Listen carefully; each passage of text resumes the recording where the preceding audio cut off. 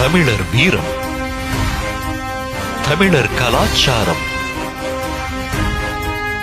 தமிழர் பண்பாடு, தமிழர் வணிகம் போற்றும் உலகத் தமிழர்களின் செய்திகளை உடனுக்குடன் வழங்கும் சுதேசி இணையதள தொலைக்காட்சி. அன்புடைய வணக்கம். நான் அண்ணாச்சி பேசுகிறேன். நாட்டில் என்னென்னமோ சம்பவங்கள்லாம் நடக்குது, எதிர்பாராத நிகழ்ச்சிகள் நடக்குது. ஒவ்வொன்றும் அரசியல் காரணம் அப்படிங்கிற மாதிரி சொல்கிறாங்க. நமக்கு உண்மை தெரியாது. ஏன்னா நம்ம கரூர் மாவட்ட நிர்வாகிகள்லாம் நேரில் போய் பார்த்துட்டு வந்தாங்க. ஒன்றும் சொல்கிறதுக்கு இல்லை, சொல்ல முடியல. அதான் உண்மை. என்ன நடந்ததுங்கிறது யாருக்கும் தெரியல.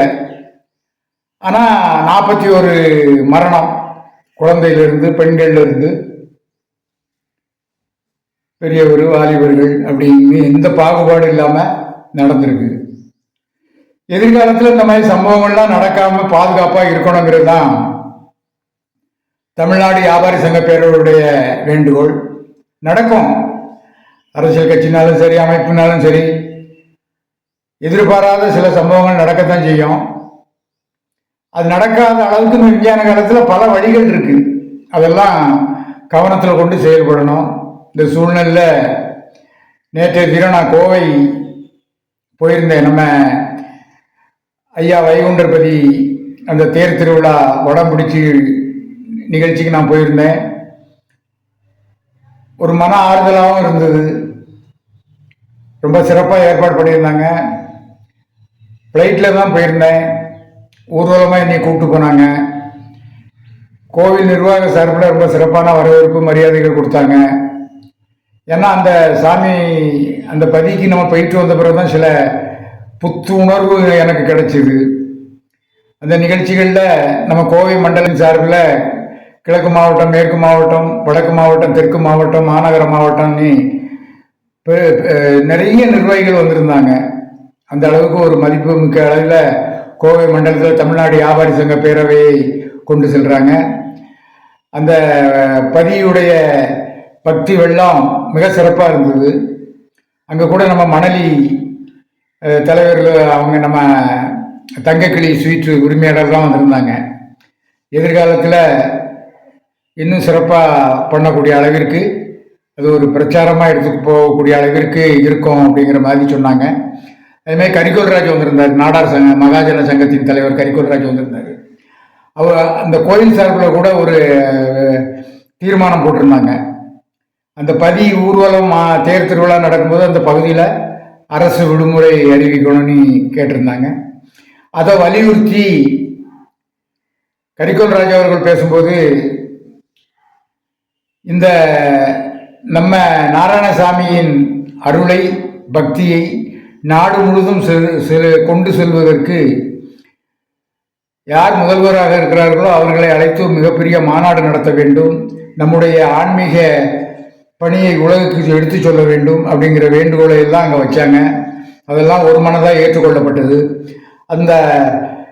அதற்குரிய செயல்பாடுகளை தமிழ்நாடு வியாபாரி சங்க பேரவையும் முன்னின்று செய்யும் என்கின்ற உறுதிமொழியை இந்த நேரத்தில் நான் கொடுக்குறேன். நண்பர்களே, அரசியல் வந்துக்கிட்டு இருக்கு. அரசியல் காலம். ஒவ்வொருத்தர் சொல்கிறாங்க. யார் யார் கூட கூட்டணி, யார் எப்படி நிற்பாங்கலாம் நமக்கு ஒன்றும் தெரியல. இந்த தடவைலாம் நிறையா சின்ன கட்சிகள்லாம் நீங்களும் வாங்க, அரசியலுக்கு வாங்க, நீங்களும் இங்கே நில்லுங்க, இந்த தொகுதியில் நில்லுங்க அப்படிங்கிற மாதிரிலாம் நம்மளை சொல்கிறாங்க. அது இந்த தேர்தலில் நின்று கடந்த கால அனுபவம்லாம் நமக்கு உண்டு, இல்லாமல்லாம் இல்லை. 1984 வர்த்தக சங்க சார்பில் நம்ம வேட்பாளர் நிறுத்தின அனுபவம் எனக்கு இருக்குது. அதுக்கப்புறம் தலைவர் வெள்ளையன் அவர்கள் தேர்தலை சந்தித்தார். ஆனால் சொல்லக்கூடிய அளவிற்கு வாக்குகள் பெறவில்லை என்பதனால அது தொடர முடியாமல் போச்சு. ஆனாலும் நமக்கு அரசியல் களம் வேணும். இந்த நாட்டில் யார் யாரோ அரசியல் களத்தில் இருக்கும்போது அரசு சக்கரத்தை சுழற்ற செய்ய வரி வசூல் செய்து கொடுக்கின்ற இந்த வியாபார சமுதாயம் கண்டிப்பாக அரசியல் களத்தில் இருக்க வேண்டும். இந்த ஜிஎஸ்டி விலக்குக்கு கூட நமது மத்திய நிதி அமைச்சர் அவர்கள் இங்கே மதுரையில் ஒரு மாநாட்டில் பேசியிருக்காங்க. ஒவ்வொரு சுதேசி தொழிலதிபர்களையும் அழைத்து பேசி கௌரவிச்சிருக்காங்க. இது புதுசாக இருக்குது, நமக்கு ஆச்சரியமாக இருக்குது, ஆனால் அவசியமானது. இப்போ திரைப்பட நடிகர்களுக்கு தான் விருது கொடுக்கணுங்கிறது இல்லை, அரசு விருது கொடுக்கணுங்கிறது இல்லை. சிறந்த தொழிலதிபர் கொடுக்கலாம், சிறந்த அமைப்பு தலைவர்களுக்கு கொடுக்கலாம், சிறந்த சமூக சிந்தனையாளர்களுக்கு கொடுக்கலாம். அரசு அந்த மாதிரி கவனத்தில் கொண்டு போகணும். ஒரு புதிய எழுச்சியை நாம் கொண்டு வருகின்ற பொழுது அரசாங்கத்தின் செயல்பாடும் புதிய எழுச்சியை கொண்டதாக இருக்க வேண்டும் என்கின்ற எதிர்பார்ப்பு நமக்கு இருக்கிறது. அதை நோக்கி நாம் நகர்த்துவோம். ஆரோக்கியமான சமுதாயம் அமைந்தால்தான் நம்மை போன்ற சுதேசிகளுடைய வாழ்க்கை நிம்மதியாக இருக்கும். அல்லாவிட்டால் அமைதி குறைந்து விட்டால் சுதேசியுடைய வாழ்க்கை அன்றாடம் போர்க்களமாக மாறிவிடும்.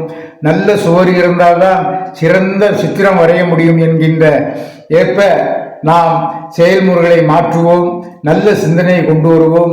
நேற்று கூட கோவையில் சொன்னார்கள், எல்லா நிர்வாகிகளும் உங்கள் செயல்பாடுகள் ரொம்ப சிறப்பாக இருக்கிறது, இப்படியும் செயல்பட முடியுமா என்கின்ற எண்ணத்தை பதிய வைத்தார்கள். மாற்று சங்கத்தை சேர்ந்தவர்கள் எல்லாம் அந்த அளவிற்கு நாம் சென்று கொண்டிருக்கிறோம். எல்லாம் உங்கள் தயவுதான்.